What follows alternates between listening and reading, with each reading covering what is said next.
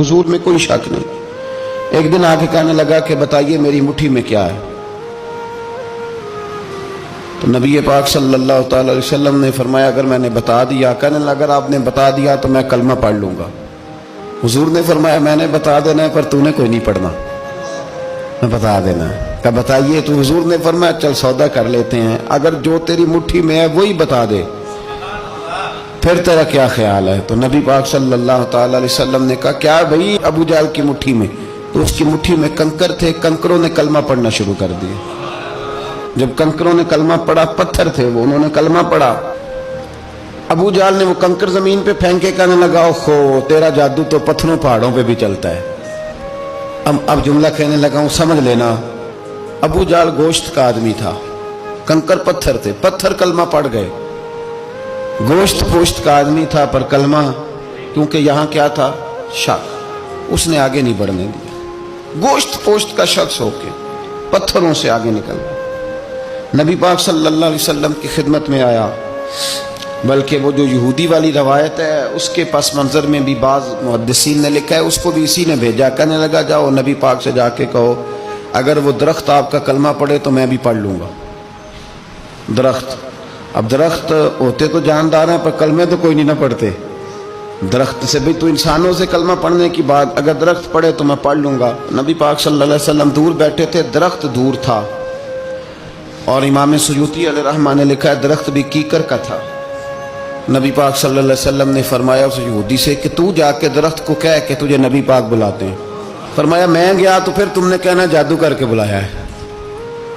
احتیاط بھی کی، ہر چیز آنکھوں کے سامنے رکھی، تو جا کے کہہ کہ تجھے بلاتے ہیں۔ وہ بندہ گیا، جا کے کہنے لگا، اور امام سیوطی نے اس کو لکھا ہے، کہنے لگے اس نے نبی پاک کا نام بھی نہیں لیا، کیونکہ ابو جہل اینڈ کمپنی کو پتا تھا کہ مصطفیٰ کے نام میں بھی بڑی برکت، خالی نام بھی نہیں لیا۔ کہنے لگا درخت وہ جو سامنے بیٹھے ہیں نا وہ تجھے بلا رہے، نام نہیں لیا حضور کا، وہ جو سامنے بیٹھے ہیں نا جاءت لدعوتہ الاشجار ساجدۃ۔ امام بوصیری کہتے ہیں درخت آیا اور سجدہ کرتا ہوا، زمین چیرتا ہوا آیا۔ کس طرح آیا؟ پہلے آگے جھکا، پھر پیچھے جھکا، دائیں جھکا، بائیں جھکا۔ یہاں بھی لکھنے والوں نے لکھا ہے کہ وہ نہ درخت اپنی جڑیں اکھیڑ رہا تھا، جب چلنا تھا نا اس نے حضور کی طرف آنا تھا تو آگے دائیں بائیں ہوا، جڑیں اکھیڑ رہا تھا۔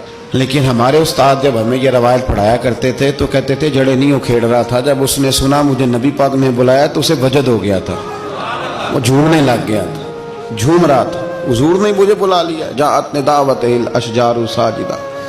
تو درخت آیا، اس نے آ کے نبی پاک کو سجدہ کیا، لکڑی کا بنا ہوا درخت ہے، سجدہ کیا۔ سجدہ کرنے کے بعد درخت اٹھا اور اٹھ کے اس نے نبی پاک کا کلمہ پڑھا۔ وہ جس کو ابو جہل نے بھیجا تھا نا یہودی، وہ درخت کی حالت دیکھ کے کلمہ پڑھ گیا، وہ کلمہ پڑھ گیا، لیکن یہی بے ایمان کہنے لگا ہوئے ہوئے ان کا تو درختوں پہ بھی جادو چلتا ہے۔ لا ریب فی، شک قرآن پاک میں، لیکن اگر بندے کے دماغ میں ہو اس کا علاج ہے کوئی، ادھر ہی شک بیٹھ جائے۔ بھی سادی مثال دیتا ہوں کہ سامنے دیوار صاف ہو لیکن گرد اگر آئینے پہ پڑی ہو، دیوار صاف کرنی چاہیے کہ اینک کا شیشہ صاف کرنا چاہیے؟ ساری زندگی لوگ دیوار صاف کرتے گزار دیتے، ساری زندگی تراش خراش کرتے گزار، اپنی مرضی کی پینٹنگ کرتے گزار دیتے ہیں، پر اپنی آنکھ کی پتلی صاف نہیں کرتے، آنکھ کی پتلی صاف نہیں کرتے۔ کسی نے حضرت رومی سے کہا تھا حضور دنیا میں کوئی اچھا ملتا نہیں، فرمانے لگے تھوڑا رونا شروع کر تاکہ تیری پتلیاں وضو کر لیں، وضو کر لیں، وہ انہیں پتہ چل جائے کہ کتنے صاف ستھرے لوگ دنیا میں پائے جاتے ہیں۔ تو بھائی شک، ابو جہل پھر آ گیا، کہنے لگا اگر آپ چاند کے 2 ٹکڑے کر دیں تو میں کلمہ پڑھنے کو تیار ہوں۔ اچھا یہاں بھی بڑی مزے کی بات ہے، اللہ نے پہلے کہہ دیا نبی پاک کو کہ ان الذین کفروا سواء علیہم انذرتہم ام لم تنذرہم لا یؤمنون۔ محبوب یہ جن کی قسمت میں کفر ہے نا، آپ انہیں ڈرائیں چاہے نہ ڈرائیں، یہ ایمان نہیں لائیں گے۔ کنکروں نے بھی کلمہ پڑھ لیا، درختوں نے بھی پڑھ لیا، سارا کچھ ہو گیا، اور اللہ نے بھی کہہ دیا کہ محبوب اس بے ایمان نے کلمہ نہیں پڑھنا، پر حضور نے فرمایا یہ پڑھے نہ پڑھے ہم نے میدان نہیں چھوڑنا، جتنی دفعہ آئے گا نا ہم اسے ضرور معجزہ دکھائیں، جتنی دفعہ ہے، ہم کیوں میدان چھوڑ؟ آگے کہنے لگا جی اگر چاند کے 2 ٹکڑے کر دیں تو اقتربت الساعۃ وانشق القمر، تو نبی پاک صلی اللہ علیہ وسلم نے انگلی کا اشارہ کیا، چاند 2 حصوں میں بٹا۔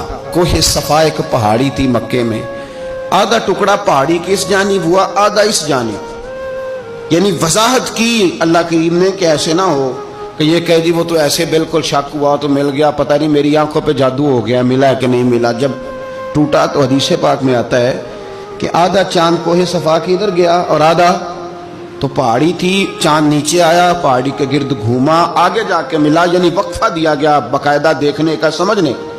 پوری دنیا میں جتنے لوگ اس وقت چاند دیکھ رہے تھے، ہندوستان تک روایتوں میں ملتا ہے کہ لوگوں نے گواہی دی کہ ہم نے چاند ٹوٹتے دیکھا ہے۔ زمانہ مان گیا، لوگوں کی چیخیں نکل گئیں، لوگ قدموں میں گر گئے، پر وہ جس کے دماغ میں شک تھا نا وہ نہیں مانا۔ شجر و حجر پہچان گئے پر انسان کی نظروں میں شک ہی رہا۔ دنیا میں سب سے مجبور، کمزور، بزدل، کم فہم بندہ وہ ہے جس کے دماغ میں شک ہے۔